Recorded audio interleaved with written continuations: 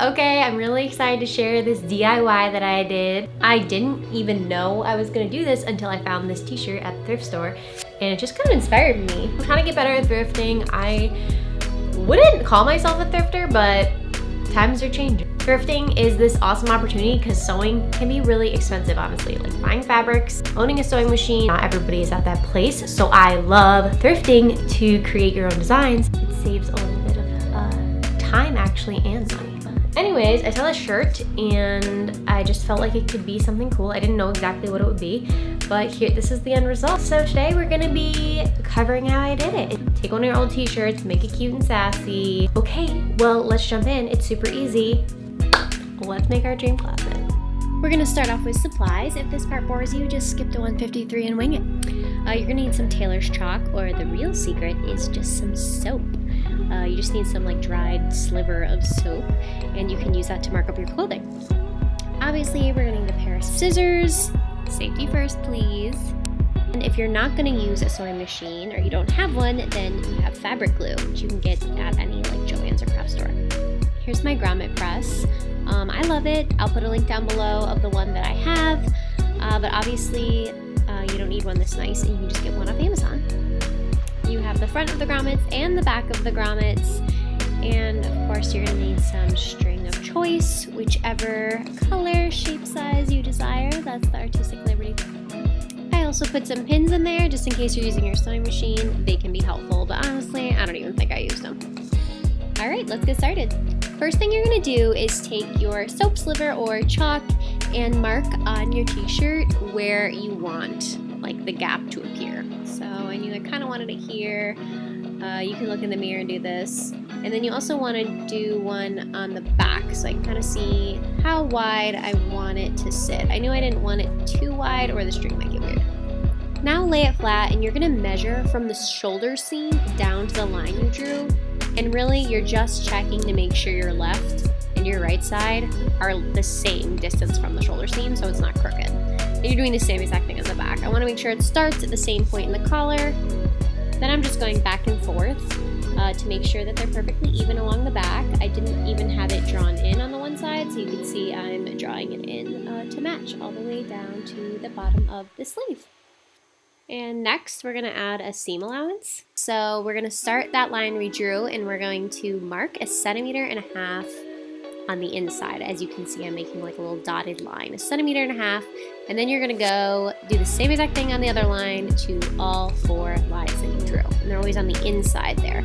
This is the line we're actually going to cut on and then fold back so that you have a really nice, smooth edge, and it doesn't look like you just cut it with scissors. It's going to look more store-bought.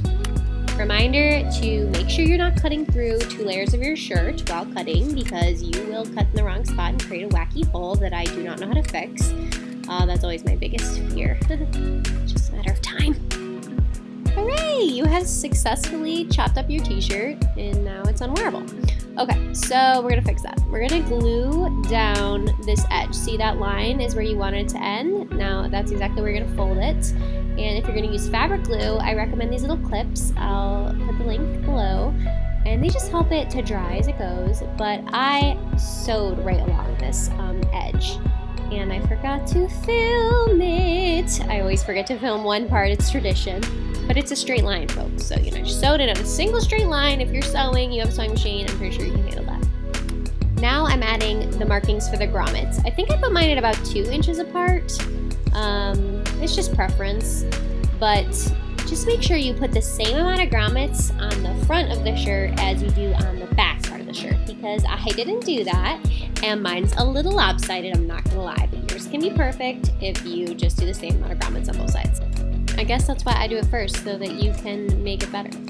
So here's all my marks with the chalk, and now I'm going to take my grommet and just punch holes. I like to punch all the holes in the beginning, since I have to change out the piece to do the grommets. Yeah, it makes these cute little holes. This is always kind of anxiety-inducing, to be honest, because once you make a hole, no going back.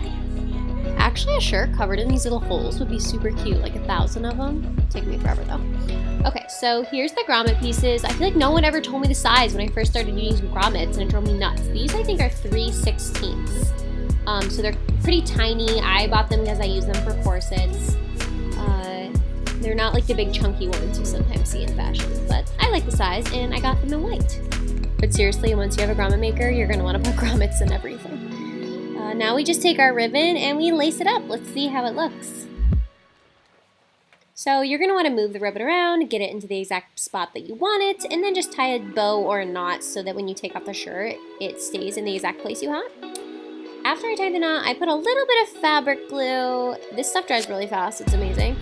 And then I'm going to cut off those little tails so that I don't have a bow or anything. But you can leave a bow, whatever you want. Final step is to mark where you want to crop it while it's on your body, and then just trim that off. And I just leave it raw. I think it looks good raw, the bottom edge. So let's see how it looks.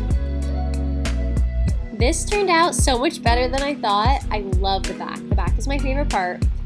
Also, I feel like I say this about every single thing I make. I'm always like, wow, how did it turn out? But seriously, when you start making things, it's like a miracle that any of them turn out because you don't know what you're doing and you're just experimenting. So I'm really happy with this. If you follow me on Instagram or TikTok, you know that those leg harnesses are part of me challenging myself to expand my closet. I'm trying to build my dream closet, and every week I'm adding an outfit to it. So this was a part of that. So follow me on there if you don't already. And that's a wrap. Join me on this journey. I'm building my dream closet, I'm making it, I'm thrifting it, and I'm buying it. Sometimes a girl just likes to buy things.